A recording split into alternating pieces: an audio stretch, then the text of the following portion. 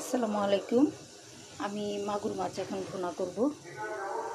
এই জন্য আমি একটুখানি সরিষার তেল দিচ্ছি।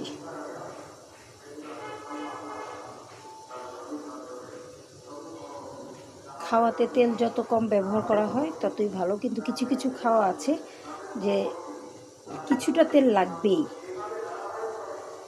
এই যে তেলটা এখন গরম হলে তারপরে আমি মাছগুলো দিয়ে দিব।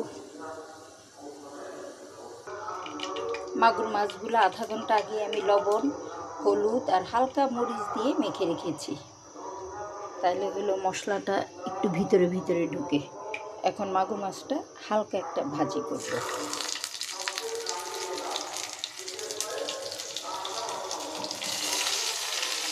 মাগুর মাছ অনেক খেতে আছে।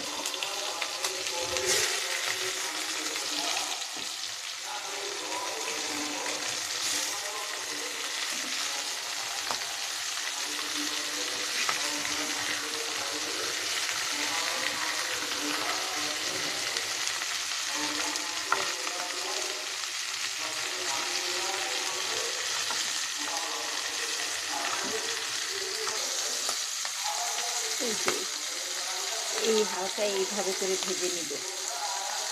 আমরা আবার যারা হলো ব্রাহ্মণবাড়িয়া কুমিল্লার অধিবাসী, তারা মাছগুলো একটু ভেজে নিয়ে তারপরে তরকারিটার মধ্যে তরকারি ভুনা করি বা মাছ ভুনা করি, যাই হোক।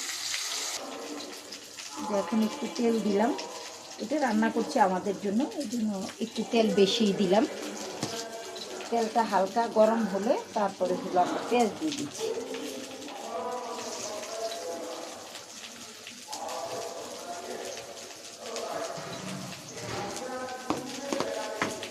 তারপরে এখন পেঁয়াজটা তেলের মধ্যে একটু বাদামি বাদামি ভাজা হবে। আর একটু মনে হয় তেল দিতেই হবে, মাছের তেলটা দিলাম।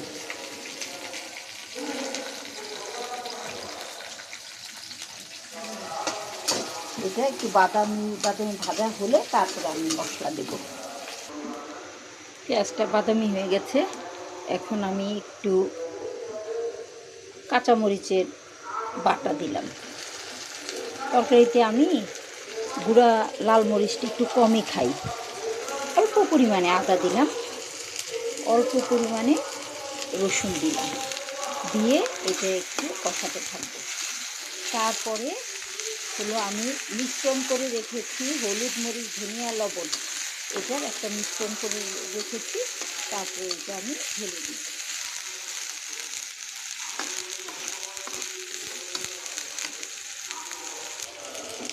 এটার মধ্যে হলুদ, মরিচ, ধনিয়া এবং একটু লবণ দেওয়া আছে, এটার মিশ্রণটা এখানে ঢেলে দিলাম। একটু পানি বেশি দেওয়ার কারণ হলো এই পানিটার মধ্যে এই মশলাটা কষবে, এবং মাছটা যেহেতু একটু বড়, এই কষানো পানিযুক্ত মশলার মধ্যে আমি মাছগুলো দিয়ে দিব।